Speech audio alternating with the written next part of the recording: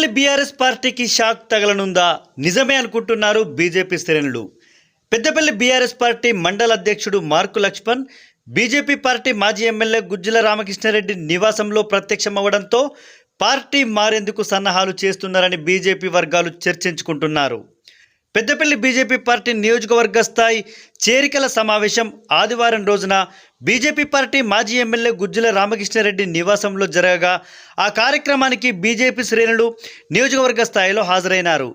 ఆ కార్యక్రమానికి BRS party Peddapalli మండల అధ్యక్షుడు మార్కు లక్ష్మణ్ సైతం రావడమే దీనికి ప్రధానంగా కనబడింది. స్థానిక బీజేపీ నేతలతో మార్కు లక్ష్మణ్ చర్చించడంతో బీఆర్ఎస్ పార్టీ నుండి బీజేపీలోకి మారుతున్నాడన్న మాటలు బీజేపీ వర్గాల్లో వినబడడం దీనికి చర్చకు దారితీసింది.